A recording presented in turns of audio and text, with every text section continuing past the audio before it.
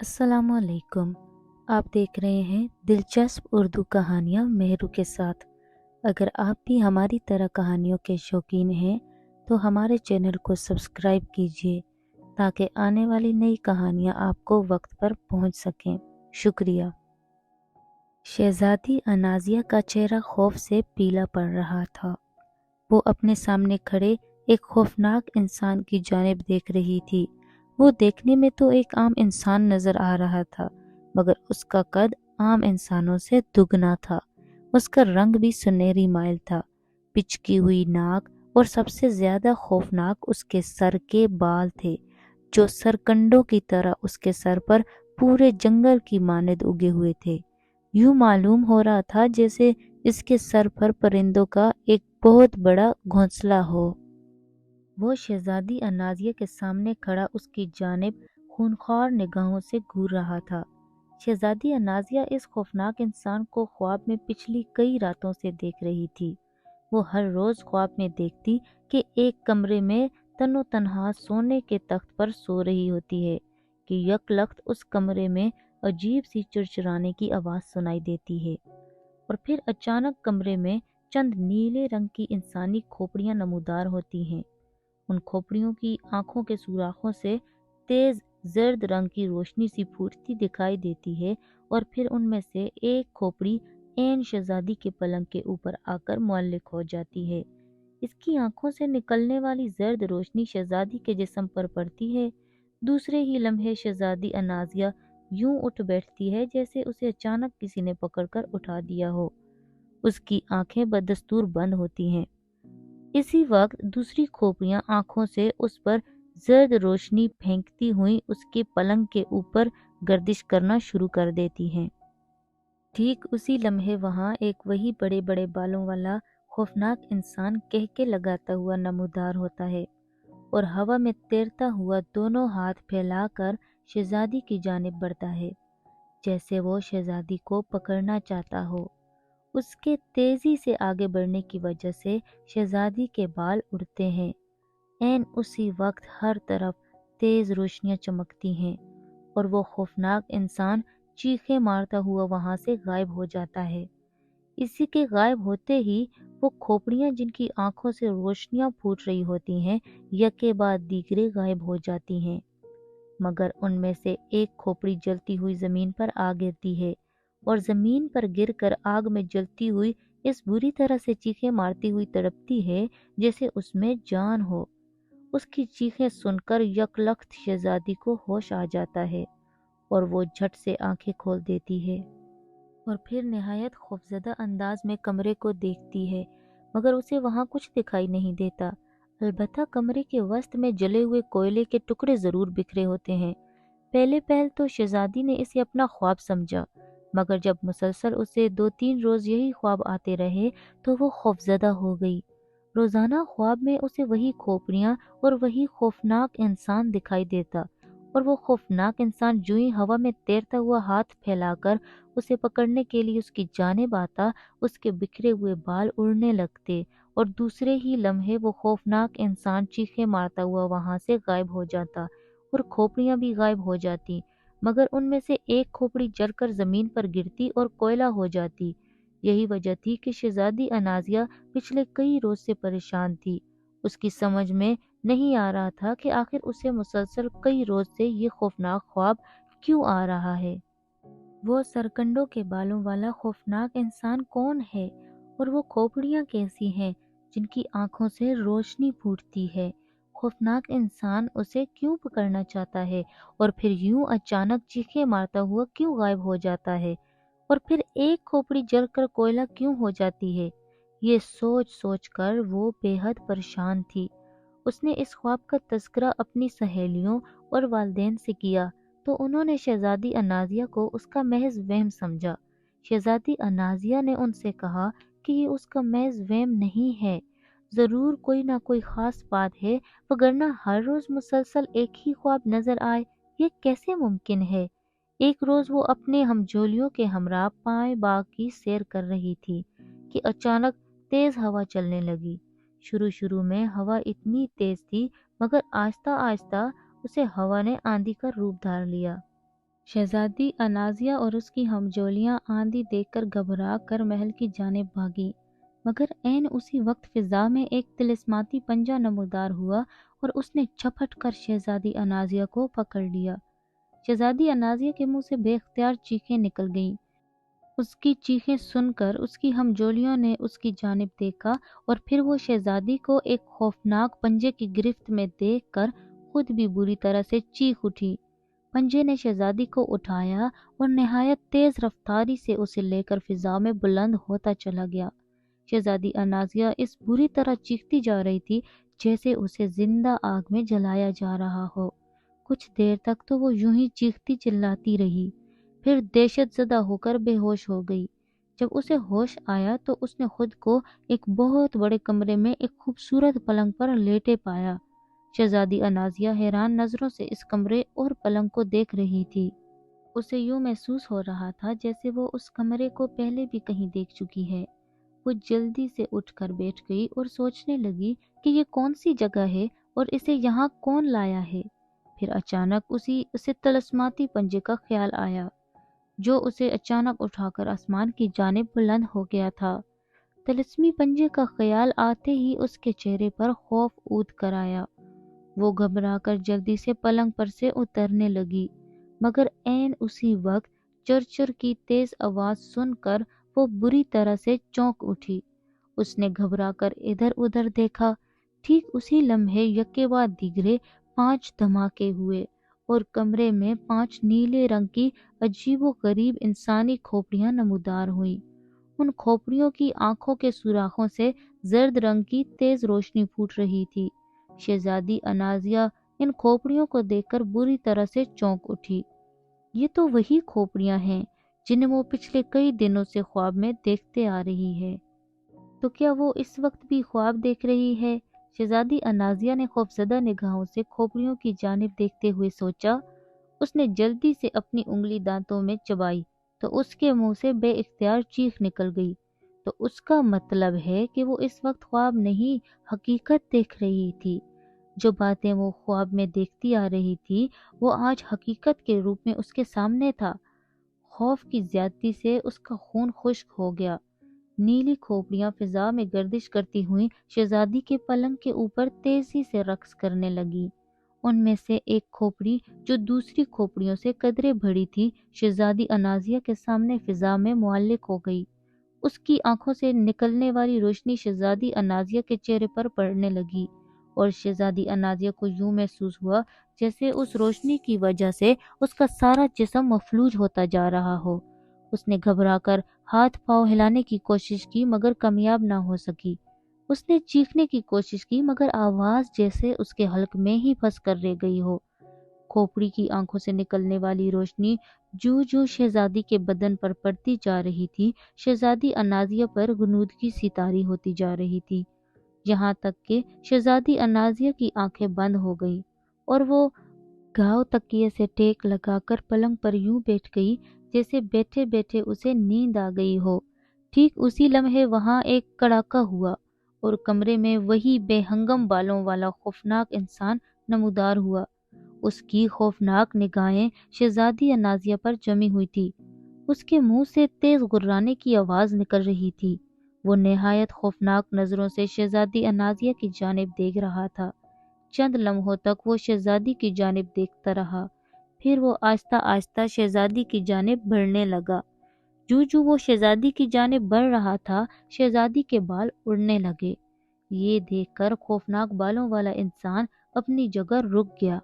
اس نے دونوں ہاتھ پھیلا کر شہزادی انازیہ کی جانب کیے، ساتھ ہی اس نے اپنا ایک ہاتھ زور سے جھٹکا۔ اس کے ہاتھ جھٹکنے سے شہزادی انازیہ کو بھی ایک زوردار جھٹکا لگا۔ دوسرے ہی لمحے اس نے اپنی آنکھیں کھول دی۔ اس کی نظریں جوں ہی اس خوفناک انسان پر پڑیں، بے اختیار اس کے منہ سے چیخیں نکل گئیں اور اس کے چہرے کا رنگ پیلا پڑ گیا۔ خبردار، اپنا منہ بند کرو۔ اگر تم نے چلانے کی کوشش کی تو میں تمہیں ایک لمحے میں جلا کر خاک بنا دوں گا۔ خاموش ہو جاؤ۔ اس خوفناک انسان نے شہزادی انازیہ کی جانب دیکھ کر انتہائی گرجدار لہجے میں کہا۔ اس کی گرجدار آواز سن کر شہزادی النازیہ کی چیخ جیسے اس کے حلق میں ہی پھنس کر رہ گئی۔ وہ نہایت خوفزدہ اور پھٹی پھٹی نگاہوں سے اس خوفناک انسان کی جانب دیکھنے لگی۔ اس کے پلنگ کے عین اوپر وہی کھوپڑیاں بدستور رقص کر رہی تھیں۔ ان کے منہ سے چر چر کی آواز بدستور خارج ہو رہی تھی۔ جو کھوپڑی شہزادی النازیہ پر روشنی پھینک رہی تھی وہ بھی اب نہایت تیزی سے گھومتی ہوئی اس کے سر پر چکرا رہی تھی۔ کون ہو تم؟ شہزادی النازیہ نے اس خوفناک بالوں والے انسان کی جانب دیکھ کر انتہائی دہشت زدہ لہجے میں پوچھا۔ میرا نام شہزادہ ساگام ہے لڑکی، اور میں کوئی انسان نہیں، بھوت ہوں، خوفناک بالوں والے انسان نے جواب دیتے ہوئے کہا۔ بھوت؟ او مگر تم مجھے یہاں کیوں لائے ہو؟ میں نے تمہارا کیا بگاڑا ہے؟ شہزادی النازیہ نے اس کا نام سن کر پہلے سے بھی زیادہ دہشت زدہ لہجے میں پوچھا۔ جواب میں بھوت شہزادے نے ایک زوردار کہکا لگایا۔ اس کے کہکے اس قدر خوفناک تھے کہ شہزادی النازیہ کو اپنے کانوں کے پردے پھٹتے ہوئے محسوس ہوئے۔ نادان لڑکی، تم کچھ نہیں جانتی، میں بھوتوں کا شہزادہ ہوں۔ اس وقت میری عمر 1800 برس ہے اور بھوت دیوتا کے حکم کے مطابق میری زندگی پوری ہو چکی ہے۔ انہوں نے مجھے بتایا تھا کہ 1800 برس بعد میری زندگی ختم ہو جائے گی اور میں ہمیشہ کے لیے مر جاؤں گا، مگر میں ابھی مرنا نہیں چاہتا، اس لیے کہ دوسرے بھوتوں کی عمر ہزاروں برس ہوتی ہے اور وہ کئی کئی ہزار برس جیتے ہیں۔ پھر میں اتنی جلدی کیوں مر جاؤں؟ ابھی تو میں نے جی بھر کے اس دنیا کو دیکھا بھی نہیں۔ میں نے بھوت دیوتا سے اس بات کا ذکر کیا تو انہوں نے میری عمر بڑھانے سے صاف انکار کر دیا۔ جب میں نے بہت اصرار کیا تو انہوں نے مجھے بتایا کہ میری زندگی صرف اس صورت میں بڑھ سکتی ہے کہ کوئی آدم ذات لڑکی خود مجھ سے شادی کرنے پر راضی ہو جائے۔ اگر کوئی آدم ذات لڑکی ہنسی خوشی میرے ساتھ شادی کرے تو میری زندگی مزید 1000 سال بڑھ سکتی ہے۔ میں بھوت دیوتا کی یہ بات سن کر بہت خوش ہوا اور ان سے اجازت لے کر فوراً تمہاری دنیا میں آ گیا۔ تمہاری دنیا میں بہت خوبصورت لڑکیاں تھیں مگر تم مجھے بہت خوبصورت معلوم ہوئی۔ میں نے فیصلہ کر لیا کہ میں شادی کروں گا تو صرف تم سے۔ میں کئی بار تمہاری خوابگاہ میں آیا، اس سے پہلے کہ میں تمہیں پکڑتا تمہارے بال میرے آنے کی وجہ سے اڑنے لگتے، اور جو ہی تمہارے بال اڑتے مجھے ایک زوردار جھٹکا لگتا اور میں مجبوراً چیختا چلاتا ہوا واپس چلا جاتا۔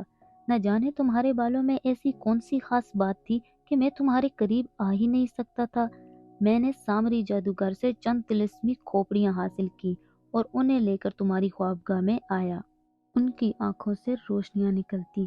میں چاہتا تھا کہ آگ نما روشنی تمہارے بدن کو مفلوج کر دے اور تمہارے بال جلا دے، مگر میری طلسمی کھوپڑیاں بھی میرے کام نہ آ سکی۔ نہ جانے تم پر ان کا طلسم بھی کیوں اثر انداز نہیں ہوتا تھا۔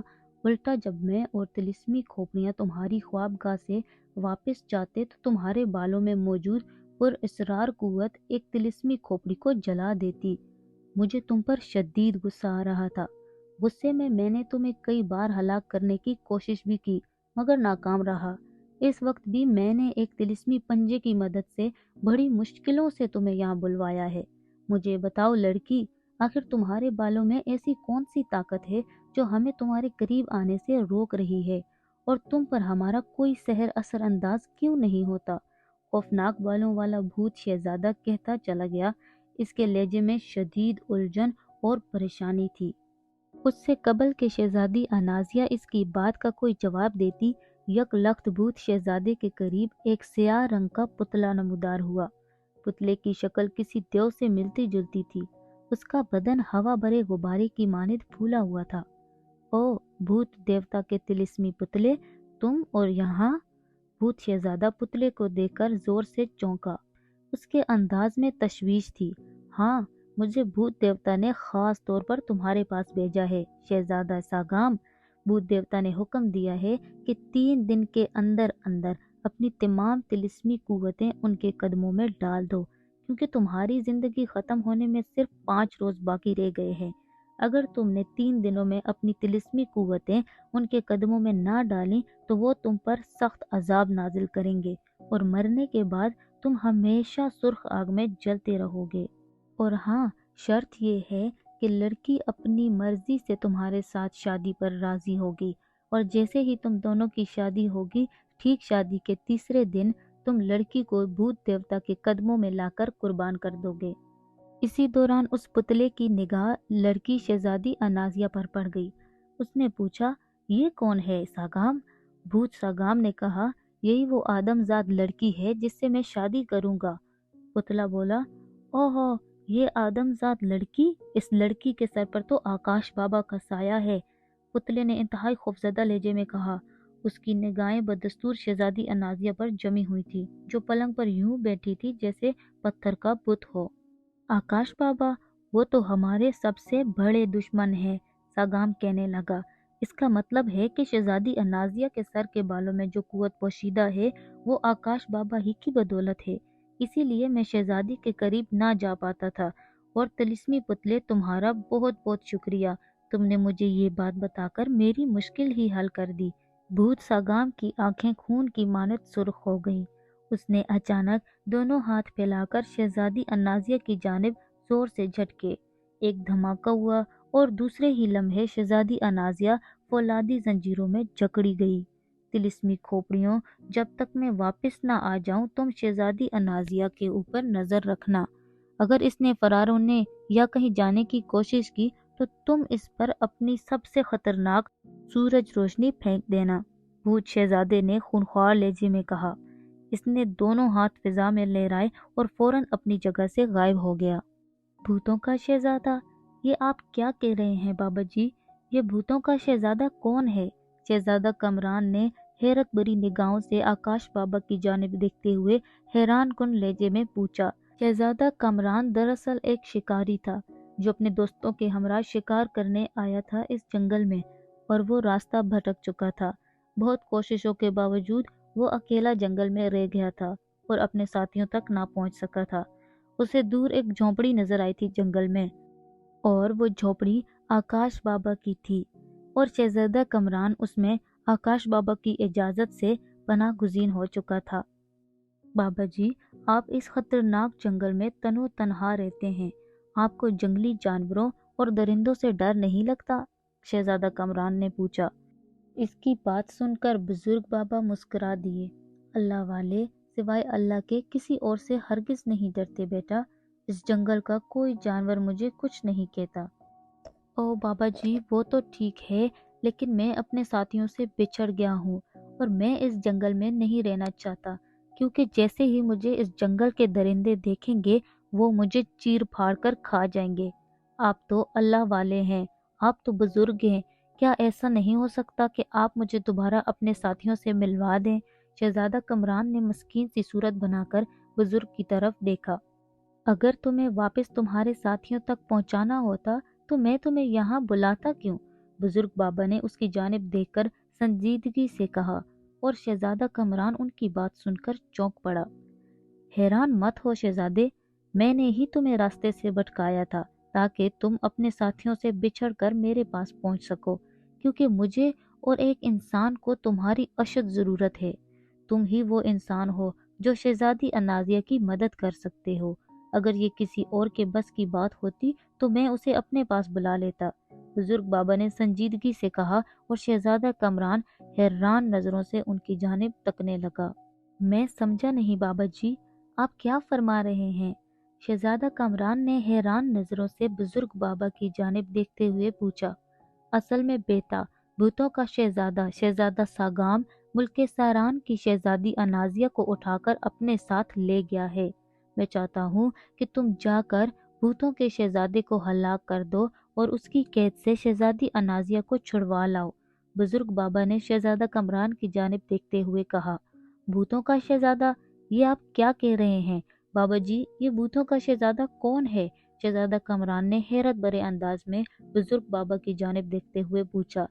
ایک نہایت ظالم اور انتہائی حد تک سنگ دل مخلوق ہے وہ، انسانوں پر رحم کھانا اس نے سیکھا ہی نہیں، وہ اپنی بھوک پیاس انسانوں کے خون اور گوشت سے مٹاتا ہے، اسے اپنی طاقت اور طلسمی قوتوں پر بے حد ناز ہے، وہ سمجھتا ہے کہ اس کا دنیا میں مقابلہ کرنے والا کوئی نہیں، وہ جو چاہے جہاں چاہے اپنی منمانی کر سکتا ہے۔ مجھے غیبی علم نے بتایا تھا کہ اس بدبخت بھوت کی عمر چند برس بعد ختم ہونے والی ہے اور اس کی ہلاکت ایک انسان کے ہاتھوں لکھی جا چکی ہے۔ اس بات کا ساگام کو بھی علم تھا۔ اس نے اپنے جادو دیوتا سے معلوم کیا تو اس نے اسے مشورہ دیا تھا کہ وہ کسی خوبصورت ترین انسان لڑکی سے شادی کرے اور شادی کے تیسرے روز اس لڑکی کی گردن کاٹ کر اس کا خون اس کے قدموں میں چڑھائے۔ اس طرح اس کی عمر 1000 سال مزید بڑھ سکتی ہے۔ مجھے جب ان کے عزائم کا علم ہوا تو میری نگاہ شہزادی انازیہ پر پڑی۔ میں جانتا تھا کہ ساگام کا شکار بننے والی کوئی اور لڑکی نہیں، شہزادی انازیہ ہی ہے۔ چنانچہ میں نے فوراً اس پر پاک کلام کا سایہ کر دیا۔ ساگام نے شہزادی انازیہ کو اپنے ساتھ لے جانے کی بے حد کوشش کی مگر وہ کامیاب نہ ہو سکا۔ مگر ایک روز میری غفلت کی وجہ سے اس کا داؤ چل گیا اور وہ شہزادی انازیہ کو اٹھا کر لے جانے میں کامیاب ہو گیا۔ جب ساگام شہزادی انازیہ کو اٹھا کر لے گیا تو مجھے اس بات کا ازحد دکھ ہوا۔ میں نے فوراً اپنے علم سے معلوم کیا تو تم مجھے اس جنگل میں دکھائی دیے۔ مجھے میرے علم نے بتایا تھا کہ بھوتوں کے شہزادے یعنی ساگام کی موت تمہارے ہاتھوں ہی لکھی ہے۔ میں نے فوراً تمہیں اپنے پاس بلا لیا۔ اب تم بتاؤ بیٹا، کیا تم اس نیک کام میں آگے بڑھنے میں میری مدد کرو گے؟ کیا ایک خبیث اور ظالم بھوت کے ظلم سے ایک معصوم اور نیک شہزادی کو بچانے کی کوشش کرو گے؟ میں تمہیں اس بات پر مجبور نہیں کروں گا۔ اگر تم خوش دلی سے اس کام کو کرنا پسند کرو گے تو ٹھیک ہے، اگر نہیں تو تمہارے لیے واپسی کے راستے کھلے ہیں۔ بزرگ کمران کی جانب غور سے دیکھنے لگا۔ نہیں بابا، میں نہ اپنے ساتھیوں سے ملنا چاہتا ہوں اور نہ ہی مجھے واپس اپنے وطن جانا ہے۔ انسان کا فرض ہے کہ اگر وہ کسی دوسرے انسان کو مصیبت میں دیکھے تو وہ اس کی ہر ممکن مدد کرے، اور اگر اتنی بڑی نیکی میرے حصے میں آ رہی ہے تو میں اس سے کیوں اپنا دامن چڑھاؤں؟ بہت خوب بیٹا، بہرحال تم اگر ابھی اور اسی وقت ساگام کی جانب روانہ ہو جاؤ تو بہتر ہے۔ وہ شیطان ایک نہایت خطرناک جادوئی عمل کر رہا ہے تاکہ کسی طرح وہ شہزادی انازیہ پر سے میرا کلام پاک کا اثر توڑ سکے۔ بیٹا، ساگام ایک نہایت طاقتور اور خطرناک بھوت ہے۔ اس کے پاس طاقت کے ساتھ ساتھ بے پناہ طلسمی قوتیں ہیں۔ اس پر قابو پانا آسان ہی نہیں، نہایت مشکل بھی ہے، مگر تم اگر ہمت اور جرات مندی سے کام لوگے تو تمہاری ہر مشکل آسان ہو جائے گی، اور پھر میں ہر ممکن تمہاری مدد کروں گا۔ بھوتوں کے اس شہزادے ساگام کی طاقت کا راز اصل میں اس کے بالوں میں ہے۔ تم کسی طرح اس کے بالوں کو جلا دو تو اس کی طلسمی قوتیں ختم ہو جائیں گی۔ اس طرح وہ تمہیں اپنے کسی طلسمی حربے سے نقصان نہیں پہنچا سکے گا۔ ہاں، البتہ اس کے جسم میں کئی ہاتھیوں کی طاقت ہے، اس سے تمہیں خود لڑنا ہوگا، بزرگ بابا نے کہا، اور پھر وہ شہزادہ کامران کو ساگام کی ہلاکت اور اس تک پہنچنے کے طریقے کے بارے میں بتلانے لگا۔ آخر میں انہوں نے شہزادے کو ایک تلوار اور ایک اڑن قالین اور ایک انگوٹھی دیتے ہوئے کہا کہ تلوار کی مدد سے وہ ساگام کی طلسمی قوتوں کا مقابلہ کر سکتا ہے، اور اڑن قالین اسے اس کے محل تک پہنچا دے گا، اور اس انگوٹھی کی بدولت اس پر ساگام کا کوئی سحر اثر انداز نہ ہوگا، اور اگر اس انگوٹھی کو وہ ساگام کے بالوں سے چھو دے گا تو ساگام کے بال خود بخود جل جائیں گے، اور اس طرح اس کی جادوئی صلاحیتیں ختم ہو جائیں گی۔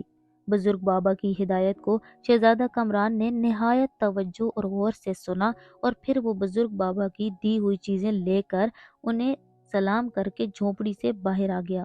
پھر شہزادہ اس اڑن قالین کے ذریعے کئی گھنٹوں تک سفر کرتا رہا، یہاں تک کہ وہ ایک بہت بڑے پہاڑی علاقے میں پہنچ گیا۔ دور تا حد نگاہ تک پہاڑ ہی پہاڑ پھیلے ہوئے تھے۔ پہاڑی علاقے میں پہنچ کر قالین کی رفتار ہلکی ہو گئی، اور پھر قالین اس پہاڑی علاقے میں آہستہ آہستہ نیچے اترنے لگا۔ قالین کو نیچے اترتا دیکھ کر شہزادہ کامران ہوشیار ہو گیا۔ بزرگ بابا کی ہدایت کے مطابق اس نے جلدی سے میان سے اپنی تلوار نکالی، کیونکہ بزرگ بابا نے اسے بتایا تھا کہ جوں ہی وہ بھوتوں کے شہزادے کی وادی میں داخل ہوگا، ساگام کی طلسمی بلائیں اس پر اچانک حملہ آور ہو سکتی ہیں۔ شہزادہ کامران چوکنا ہو کر اور تلوار سونت کر قالین پر کھڑا ہو گیا۔ جو ہی قالین زمین پر اترا عین اسی وقت چرچر کی تیز آواز سنائی دی۔ شہزادہ کامران نے چونک کر دیکھا، اس کے سر کے عین اوپر 5 نیلے رنگ کی انسانی کھوپڑیاں تیزی سے گردش کرتی ہوئیں اس کی جانب آ رہی تھیں۔ ان کی آنکھوں سے زرد رنگ کی تیز روشنی خارج ہو رہی تھی۔ وہ تیزی سے گھومتی ہوئی شہزادے کی جانب آئیں اور پھر ایک قطار میں فضا میں معلق ہو کر شہزادہ کامران پر روشنی پھینکنے لگی۔ ایک لمحے کے لیے شہزادہ کامران کو یوں محسوس ہوا جیسے اس کے سارے جسم میں آگ لگ گئی ہو۔ شہزادہ کامران کے منہ سے ایک لمحے کے لیے چیخ نکل گئی۔ اس نے تیزی سے اچھل کر تلوار گھما کر پوری قوت سے ایک کھوپڑی پر ماری۔ ایک زوردار کڑاکا ہوا، دوسرے ہی لمحے کھوپڑی ایک دھماکے سے پھٹ کر فضا میں بکھر گئی۔ یہ دیکھ کر دوسری کھوپڑیاں تیزی سے گردش میں آئیں اور انتہائی تیز رفتاری سے شہزادے پر جھپٹیں، مگر شہزادہ کامران پہلے ہی ہوشیار تھا۔ اس نے جلدی سے ایک طرف چھلانگ لگا کر جان بچائی اور پھر مڑ کر اس نے تلوار دوسری کھوپڑی پر دے ماری، اور اسی طرح کرتے ہوئے وہ ساری کھوپڑیاں ڈھیر ہو گئیں۔ ان کھوپڑیوں کو تباہ کر کے شہزادہ کامران یوں گہرے گہرے سانس لینے لگا جیسے وہ بری طرح سے تھک گیا ہو۔ اس نے آگے بڑھ کر قالین کو زمین سے اٹھا لیا۔ جو ہی اس نے قالین کو اٹھایا، قالین آپ ہی آپ سکڑ کر ایک چھوٹا سا رومال بن گیا۔ شہزادہ کامران نے رومال جلدی سے جیب میں ڈال لیا۔ شاباش شہزادے، اسی طرح ہمت اور جرأت مندی کا مظاہرہ کرتے رہو، کامیابی یقیناً تمہارے قدم چومے گی۔ اب تم میری دوسری ہدایت پر عمل کرو، آنکھیں بند کر کے سامنے والے پہاڑ کی جانب بڑھو۔ جہاں ٹھوکر لگے فوراً اس جگہ زمین کو کھود ڈالو، اس میں سے سرخ سانپ نکل کر باہر آ جائے گا۔ تم اس سانپ کے آگے میری دی ہوئی انگوٹھی ڈال دینا، سرخ سانپ تمہیں بھوت محل میں پہنچا دے گا۔ خبردار، جب تک سرخ سانپ تمہیں حکم نہ دے اس وقت تک تم اپنی آنکھیں بند رکھو گے۔ اگر تم نے اس تمام عرصہ میں آنکھیں کھولی تو تم ہمیشہ کے لیے اندھے ہو جاؤ گے۔ بزرگ بابا کی آواز شہزادہ کامران کی سماعت سے ٹکرائی اور شہزادہ کامران نے سر ہلا کر آنکھیں بند کی اور آہستہ آہستہ سامنے کی جانب قدم اٹھانے لگا۔ چند قدم چلنے کے بعد اسے ٹھوکر لگی اور وہ بمشکل گرتے گرتے سنبھلا۔ شہزادہ کامران جلدی سے اس جگہ زمین پر بیٹھ گیا اور تلوار کی نوک سے زمین کریدنے لگا۔ کچھ دیر بعد اچانک اسے تیز اور خوفناک پھنکار سنائی دی۔ شہزادہ کامران پھنکار سن کر بری طرح سے اچھل کر کئی فٹ پیچھے ہٹ گیا۔ اس نے بوکھلاہٹ میں آنکھیں کھولنا چاہی مگر اسے فوراً بزرگ بابا کی ہدایت یاد آ گئی۔ اس نے جلدی سے آنکھوں کو مضبوطی سے پینچ لیا۔ کون ہو تم آدم زاد؟ تم نے آکاش بابا کی تلوار سے زمین کھود کر مجھے یعنی سرخ سانپ کو زمین سے باہر کیوں بلوایا ہے؟ اس کی سماعت میں پھنکارتی ہوئی باریک مگر نہایت خوفناک آواز سنائی دی۔ شہزادہ کامران نے جلدی سے اپنی انگلی سے بابا کی انگوٹھی اتاری اور اس طرف اچھل دی جس طرف سے اسے سانپ کے پھنکارنے کی آواز سنائی دے رہی تھی۔ او سبز رنگ والی انگوٹھی، اس کا مطلب ہے آکاش بابا کے حکم سے تم بھوتوں کے شہزادے کے محل میں جانا چاہتے ہو۔ ٹھیک ہے، بھوت شہزادے کا محل چونکہ زمین کی تہہ میں ہے اس لیے وہاں تمہیں میرے سوا اور کوئی نہیں پہنچا سکتا۔ آؤ نوجوان، میرے قریب آ جاؤ اور مجھ پر سوار ہو جاؤ، میں تمہیں بھوت محل میں لے چلتا ہوں۔ شہزادہ کامران ایک اونٹ نما بہت بڑے سانپ کی پشت پر سوار ہو گیا اور اپنی منزل کی جانب بڑھنے لگا۔ اسی وقت سانپ نہ جانے کس طرف مڑا اور پھر شہزادہ کامران کو یوں محسوس ہوا جیسے سانپ پتھروں کو رونتا ہوا نہایت برق رفتاری سے کسی جانب رینگتا جا رہا ہو۔ کئی بار شہزادے کا جی چاہا کہ وہ آنکھیں کھول کر سرخ سانپ کو دیکھے، لیکن آنکھیں اندھی ہونے کے ڈر سے اس نے آنکھیں نہ کھولی۔ کافی دیر بعد سانپ کی رفتار دھیمی ہوئی اور پھر سانپ رک گیا۔ آدم زاد، میری پشت سے اترو اور اسی طرح آنکھیں بند کیے کیے ناک کی سیدھ میں آگے بڑھ جاؤ۔ 40 قدم چلنے کے بعد آنکھیں کھولنا تو تم خود کو بھوت محل میں موجود پاؤ گے۔ اب اپنا ہاتھ بڑھا کر آکاش بابا کی انگوٹھی واپس لے لو، یہ تمہارے بہت کام آئے گی۔ سانپ کی تیز آواز شہزادے کو سنائی دی اور شہزادہ کامران سانپ پر سے اتر آیا۔ اس نے ہاتھ آگے بڑھایا، اس کی ہتھیلی پر انگوٹھی آ گئی۔ شہزادے نے جلدی سے انگوٹھی اپنے دائیں ہاتھ کی شہادت کی انگلی میں پہن لی اور سانپ کی ہدایت کے مطابق ناک کی سیدھ میں قدم اٹھانے لگا۔ 40 قدم چلنے کے بعد اس نے جھٹ سے آنکھیں کھول دی اور پھر یہ دیکھ کر وہ حیران رہ گیا کہ وہ ایک نہایت ہیبت ناک اور خوفناک سیاہ رنگ کے محل میں کھڑا تھا۔ محل کی ہر دیوار پر بڑی بڑی اور خوفناک شکلیں بنی ہوئی تھی اور جگہ جگہ بھیانک بت موجود تھے۔ شہزادہ کامران ان شکلوں اور بھیانک بتوں کو دیکھ کر ایک لمحے کے لیے گھبرا گیا۔ شہزادے، تم جلدی سے ان بتوں کو توڑ دو۔ بھوتوں کے شہزادے کو تمہاری آمد کی اطلاع مل گئی ہے۔ وہ اگر یہاں آ گیا تو وہ ان بتوں میں جان ڈال دے گا اور تم ہزار کوشش کے باوجود ان زندہ بتوں کا کچھ نہیں بگاڑ سکو گے، جبکہ یہ بت تمہیں چند لمحوں میں ہلاک کر دیں گے۔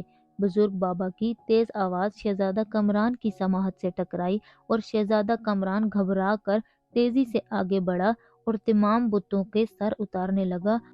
اسی دوران اچانک ایک زوردار گڑگڑاہٹ ہوئی اور دوسرے ہی لمحے ایک نہایت بھیانک شکل والا اور بڑے بڑے سرکنڈوں جیسے بالوں والا دیو نما انسان محل کی ایک دیوار توڑتا ہوا شہزادہ کامران کے سامنے آ کھڑا ہوا۔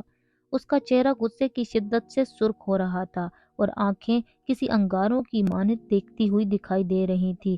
شہزادہ اس دیو نما انسان کے بڑے بڑے بال دیکھ کر سمجھ گیا کہ یہ یقیناً بھوتوں کا شہزادہ ساگام ہے۔ ہو نہ ہو تو تم ہو جسے آکاش بابا نے میری ہلاکت کے لیے بھیجا ہے۔ ہا ہا ہا ہا، تم مجھے ایک معمولی سے مچھر دکھائی دے رہے ہو۔ تمہیں اس قدر بھیانک موت ماروں گا کہ آکاش بابا تمہاری لاش دیکھ کر اس قدر خوفزدہ ہو جائیں گے کہ آئندہ وہ کسی انسان کو میری ہلاکت کے لیے بھیجنے کی کوشش نہیں کریں گے۔ شہزادہ ساگام نے انتہائی غضبناک انداز میں شہزادہ کامران سے مخاطب ہو کر کہا، موت میری نہیں تمہاری ہوگی، احمق شہزادے۔ تم نے جو اپنے سر پر پرندوں کا گھونسلہ بنا رکھا ہے، اس میں پرندے انڈے نہیں دیں گے بلکہ بیٹیں کریں گے۔ ویسے شکل و صورت سے تو تم مجھے گدھوں کے شہزادے دکھائی دے رہے ہو۔ خواہ مخواہ تم جیسے گدھے کو بھوتوں نے اپنا شہزادہ بنا لیا ہے۔ شہزادے تو مجھ جیسے ہوتے ہیں۔ دیکھو میں کس قدر خوبصورت، دراز قد اور طاقتور ہوں۔ یہ سن کر ساگام کا چہرہ غصے سے بگڑ کر سیاہ ہو گیا۔ تم ساگام کے سامنے اس کا مذاق اڑاؤ؟ تمہاری یہ جرأت! مرنے کے لیے تیار ہو جاؤ، میں تمہیں زندہ نہیں چھوڑوں گا، ساگام نے غصے سے چیختے ہوئے کہا، اور اس نے تیزی سے دونوں ہاتھ فضا میں گھمائے۔ اس کے دونوں ہاتھوں میں لمبی لمبی تلواریں آ گئیں اور وہ بری طرح سے چیختا ہوا شہزادہ کامران پر پل پڑا۔ شہزادہ کامران نے اس کا وار اپنی تلوار پر روکا۔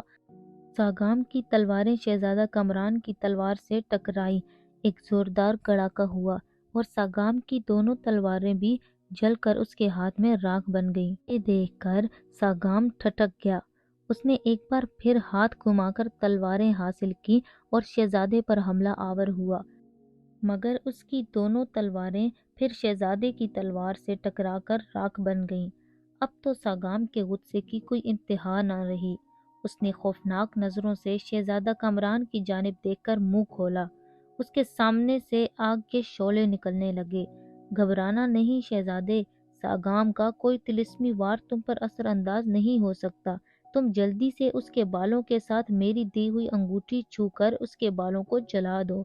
اس کی طلسمی طاقت اس طرح ختم ہو جائے گی اور پھر تم اسے مار دینا۔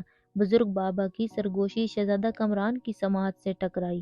شہزادہ کامران نے اثبات میں سر ہلا کے انگلی سے انگوٹھی اتار کر ہاتھ میں پکڑ لی۔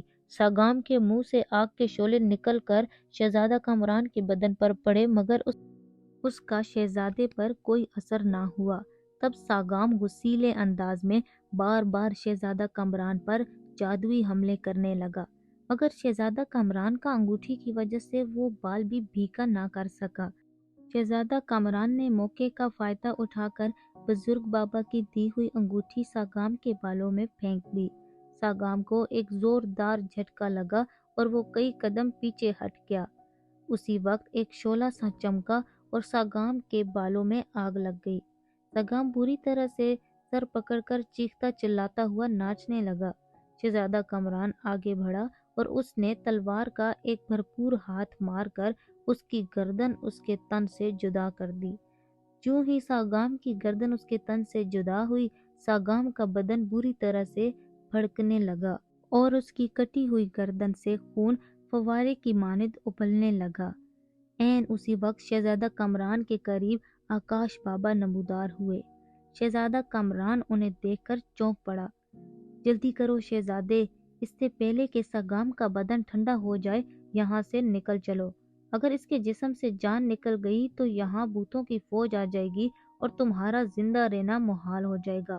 جلدی کرو، تم رومال نکال کر زمین پر بچھاؤ، وہ اڑن قالین بن جائے گا، تم اس پر بیٹھ جانا، قالین تمہیں میری جھونپڑی میں پہنچا دے گا۔ جلدی کرو شہزادے، میں شہزادی انازیہ کو لے کر آتا ہوں، جلدی کرو، بزرگ بابا نے چیخ کر کہا اور شہزادہ کامران نے ان کی باتوں پر عمل کیا۔ اڑن قالین پر سوار ہو کر جب وہ بابا کی جھونپڑی میں پہنچ گیا تو بزرگ بابا اور وہاں ایک خوبصورت لڑکی کو موجود پایا۔ شہزادہ کامران اس لڑکی کو دیکھ کر بہت خوش ہوا۔ اس نے بلا شبہ اس قدر حسین شہزادی کہیں نہیں دیکھی تھی۔ بزرگ بابا نے شہزادی اور شہزادے کا تعارف کرایا۔ شہزادی انازیہ نے شہزادے کا بہت بہت شکریہ ادا کیا، جس نے اپنی جان کی پرواہ کیے بغیر بھوتوں کے شہزادے سے اسے رہائی دلائی۔ بزرگ بابا نے ان دونوں کو اپنے علم کی زور سے ان کے ملک بھیج دیا۔ شہزادی کے والدین شہزادی انازیہ کو دیکھ کر بہت خوش ہوئے۔ شہزادہ کامران نے اپنے ملک جا کر اپنے والدین سے کہہ کر شہزادی انازیہ کے والد سے اس کا رشتہ مانگا تو انہوں نے بخوشی ان کی بات مان لی، اور پھر شہزادہ کامران اور شہزادی انازیہ کی شادی ہو گئی اور وہ دونوں ہنسی خوشی رہنے لگے۔